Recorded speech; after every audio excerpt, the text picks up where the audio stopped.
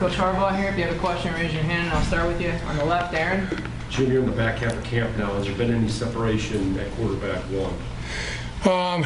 They both just continue to elevate their game really on a daily basis, in every little way. So yeah, I mean, it's pretty tight. I mean, no decision on starter yet? No. They're both playing at high starter caliber. On the left, Isaiah. We've heard a lot about the health of the team being among the best that you've had. Is it still, now that you've had a couple weeks, is the health of the team still up there? Is there any potential? Yeah. So another good day today. We've done some good hitting. We've done some every possible phase and situation. Offensively, defensively, special teams, and there are no long-term injuries on the team so far. I mean, and guys got to keep. That's something that they work at, and that they take care of themselves. They take care of the team, and we just had a phenomenal presentation, talk to the team by Michael Phelps, who came in and via Zoom, but talked to the team. And I mean, the thing that just continues to ring in my ear and head from that talk was crystal clear. He told us how he couldn't wait to get into. He had 105 pounds of ice waiting for him in a bath. That was going to be the thing he did right after he got done with talking to our team. He talked about sleep. He talked about hydration, water, and somebody that could go anywhere in the world, do any kind of treatment known to mankind, ice, sleep, and hydration with water. That our team, has an ice bath waiting for them right now. They've got water, and then getting that sleep. Those are the kind of things that they take care of themselves. They take care of the team in doing that. But I really appreciate Michael Phelps for really embedding that in my mind and in our players' mind. I mean, talking about the world's greatest Olympian, arguably, no question about swimming in the most medals of anybody. So that was huge, and that was a good message right at the right time to keep our team focused and on track and healthy as can be. Bob. Jim, when you have a team coming off a great year like you had last year, people wonder about, is there contentment? How do you summon that again? And you talked about no signs of entitlement whatsoever. Does that continue through camp? And how do you detect no entitlement or no contentment? Effort is usually the biggest one. Just talked about one, and how they take care of themselves, how they take care of the team.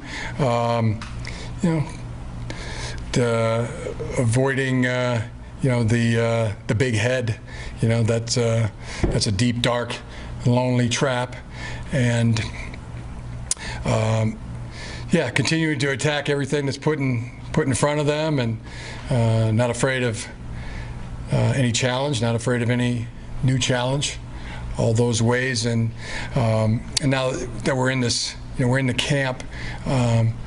Big thing I'm looking for is who the tone setters are. I mean, there's leadership that comes in a lot of different ways. I mean, there's guys that lead by example. There's guys that bring guys along. I mean, there's multiple ways that quiet leader, take a guy, put his arm around him. But the ones that set the tone, defensively, we lost four real tone setters in Hutchinson, Ajabo, Ross, and Dax Hill, big time. And offensively, we got some of those tone setters back, like Blake Corum and the two quarterbacks, and Donovan and Eric All and Cornelius Johnson. There's a few. special teams, Caden Colasar is that kind of guy. He does that. So, Mozzie Smith is somebody that people will look up to and want to know what he's doing and what he's saying. Mike Morris, Taylor Upshaw have the chance to be that. Junior Colson, that kind of player has the ability to be a tone setter. The Green brothers, there's Ronnie, R.J. Moten. There's a lot of guys. Mikey Sanders still. I mean, a lot of guys that have the license and the respect and the ability to do that. And as we go through camp, I mean, I just look at that as something that needs to take place. And I see it happening, but it's want it to continue. On the right, Ryan. Who have been the MVPs of camp so far in your eyes? Ronnie Bell has been tremendous. I mean, there's been a bunch. I mean, I'll start naming names, and then won't. I'll leave somebody out. So I'll probably just there's been quite a few. I mean, but Ronnie does jump out as somebody that he's faster, catching the ball extremely well. I mean, he's stronger. He's gone through.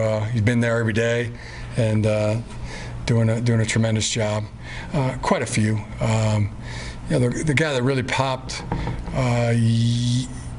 yesterday, day before yesterday, big scrimmage, was a guy by the name of Isaiah Gash, who just did a tremendous job. And you know why boxers make good football players? Anybody? Strong. Huh? Strong, nimble. They don't blink. Oh. They don't ever blink. If they blink, they're going to get hit. So Isaiah boxed all spring and winter. He was an amateur boxer, and boy, now I watch him run through those holes. And as a kick returner, it's been super fun and impressive. I mean,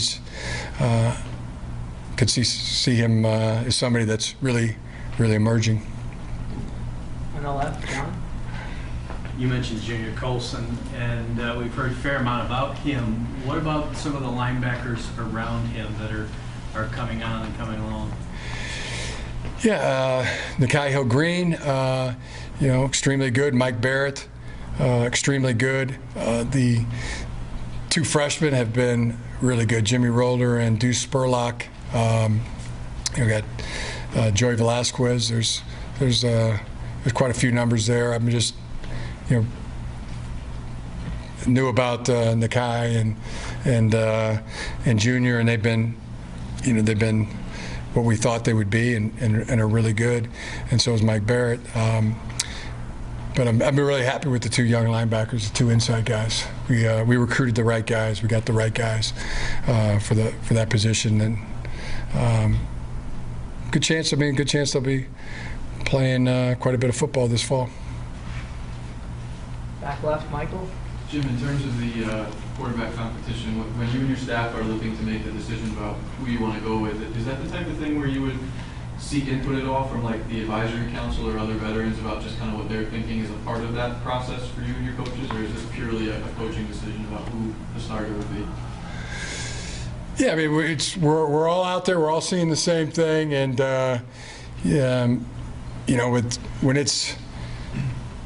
when it would be obvious to coaches, it'd be obvious to players as well, or it wouldn't be, or it would be what it is right now. I mean, it's man, they're both good.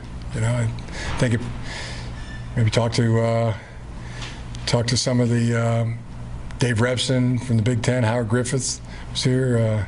Coach was here. It was like maybe just get their opinion. They watched it. See if I'm not telling you the truth. Check me. They're both playing good at a high level, starter caliber. Isaiah. What have you seen from Mason Graham and Kenneth Grant so far in camp?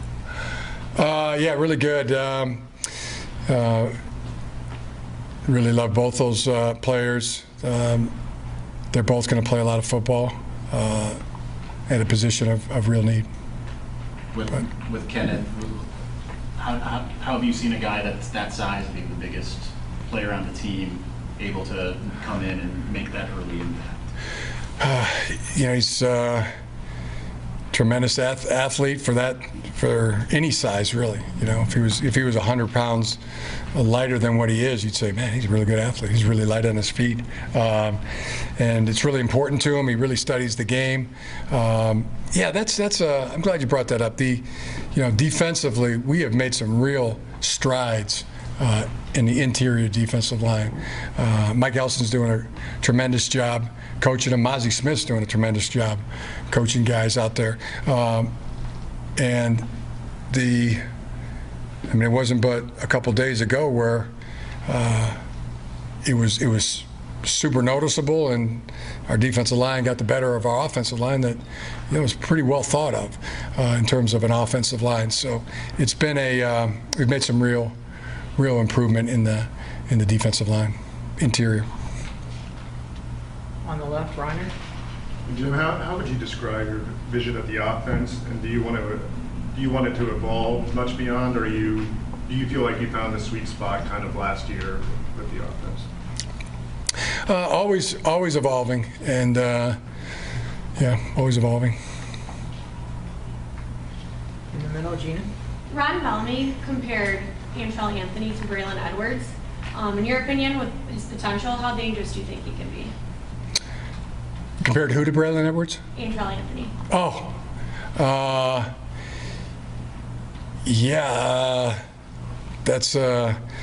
that's probably a pretty darn good comparison right there.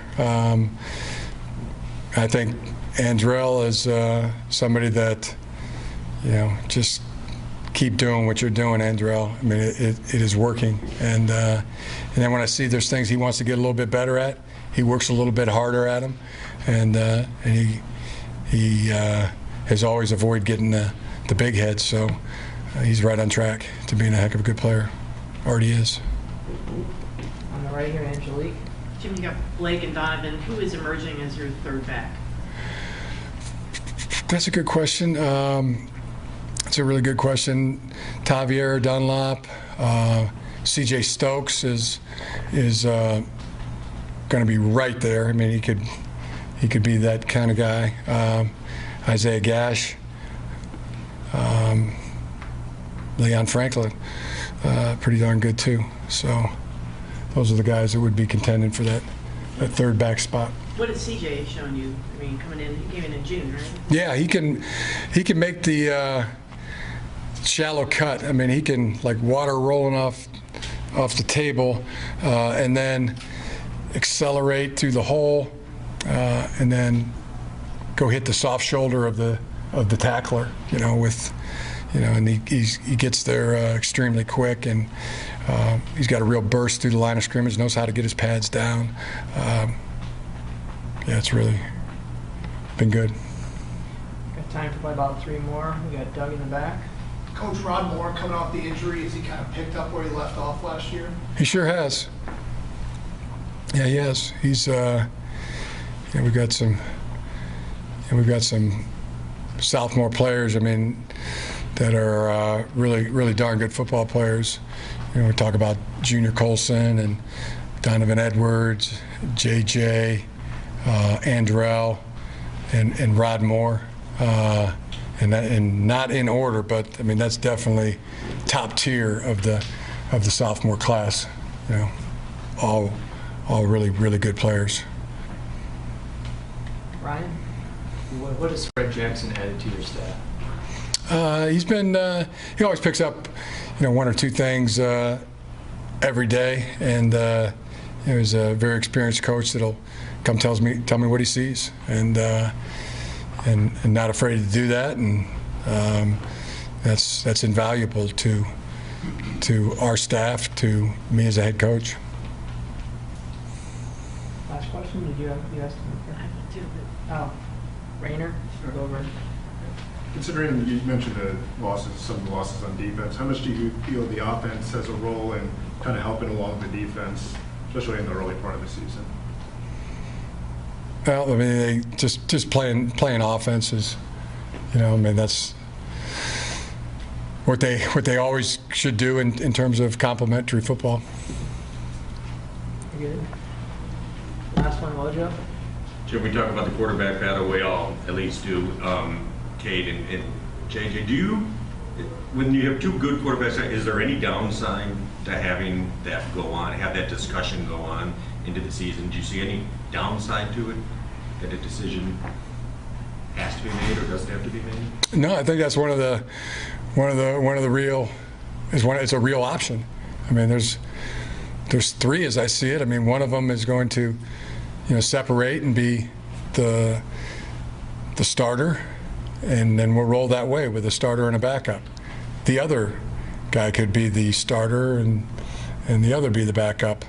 That would be option 2. And option 3 is we'd have to see him play games to make that decision. Could you see doing like a Brady Henson from way back, give you, a couple series here and then bring in the next guy and kind of rotate that way through a game? I mean, hypothetically, I don't know.